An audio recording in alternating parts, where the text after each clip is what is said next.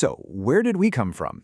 And I don't just mean our parents or our recent ancestors. I mean, where did the very first us come from? The first living thing. In this explainer, we're going to go on a journey way, way back, billions of years, to a time before anything was alive, to try and answer the biggest question of all. How did life even begin? For hundreds of millions of years, Earth was just a sterile, volatile planet of rock and water. And yet, look at it today. It is absolutely teeming with life.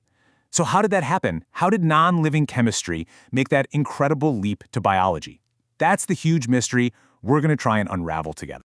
Okay, so before we jump in our time machine, let's just get on the same page about what we're looking for. We're talking about the very beginning of biology, which is just the scientific study of life. It's the science that tries to understand every living thing, every organism, from the tiniest microbe to the biggest whale. So, where did that first one come from? To find that very first organism, we have to understand the world it was born into. See, the story of life actually begins with the story of the early Earth. Now, the timescales we're talking about here are just wild. They're almost impossible to wrap your head around. Earth forms about 4.5 billion years ago, and for hundreds of millions of years, it's this hot, chaotic mess and totally lifeless. But then, around 4.2 billion years ago, things cool down enough for oceans to form. And this sets the stage for what's called prebiotic chemistry. That's all the chemistry happening before life shows up, creating the raw materials. And after another 500 million years of this planetary cooking, the first cells finally appear. You can really think of the early Earth as this giant planet-sized chemistry set. It was this primordial soup of simple molecules, things like water, methane, and ammonia, and it was constantly being zapped by lightning and baked by volcanic heat. All the basic ingredients for life are there, just kind of floating around, waiting for the right recipe to come along. So how do you get from that simple soup to the complex molecules that life actually needs? Well, the answer is a process called chemical evolution, and it was demonstrated by a truly brilliant experiment. And that brings us to the famous Miller-Urey experiment. This is so cool. Back in the 1950s, a couple of scientists basically recreated the early Earth in a jar.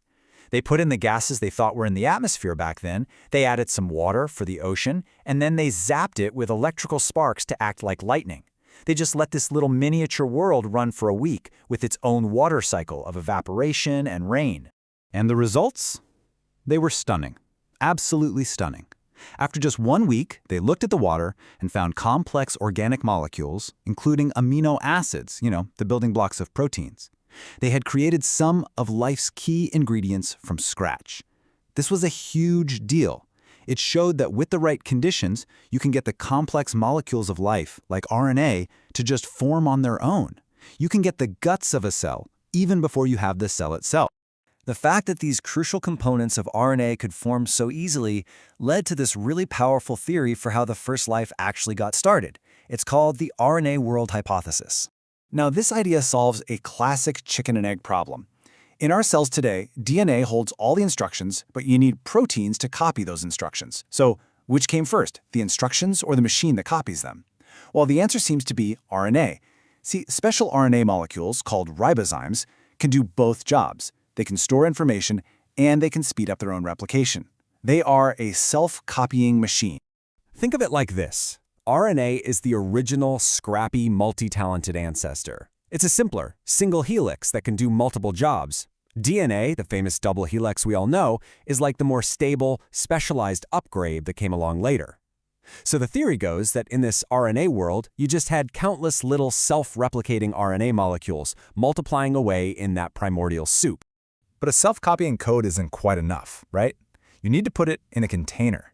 And what's amazing is that chemistry kind of solves this for us too. There are these fatty molecules, phospholipids, that have a head that loves water and a tail that hates it. So when you drop them in water, they automatically curl up into these tiny bubbles to hide their tails. Now imagine trapping some of that self-replicating RNA inside one of those bubbles. And boom, you have a protocell, the first, most basic form of life. Okay, so that's the theory. That's how it all could have begun. But how do we know this isn't just a fascinating story? Well, the evidence isn't just in ancient rocks. It's inside every single living cell today, including yours. It all comes down to this really fundamental idea called cell theory. It has two simple rules. First, everything alive is made of cells, and second, every cell comes from another cell that already existed. Now, just stop and think about what that implies for a second. It means that all life is connected in a single, unbroken chain, stretching all the way back to the very first cell. And if that sounds a bit abstract, get ready for this. You share about 70% of your genes with a mouse. 70%. You even share a pretty significant number of genes with bacteria. The deeper we look into the genetic code, the clearer it becomes. All life is built from the same basic blueprint. And it goes even deeper than just genes. All known life uses the exact same fundamental operating system. We all use a molecule called ATP for our energy. We all use DNA to store our blueprints. We all use little factories called ribosomes to build proteins from those blueprints. And we're all wrapped in a plasma membrane to separate us from the outside world. When you see the same basic machinery in everything from a bacterium to a blue whale, there is one just overwhelming conclusion. We all inherited it from a single common ancestor. We all came from the exact same starting point. The story of life's origin isn't just ancient history. It's our family history. It is the story written in every single one of our cells. And it leaves us with this final thought. If we are all truly related, all just branches on a single 3.5 billion-year-old tree of life, what does that tell us about our connection to the world around us and our place within it all?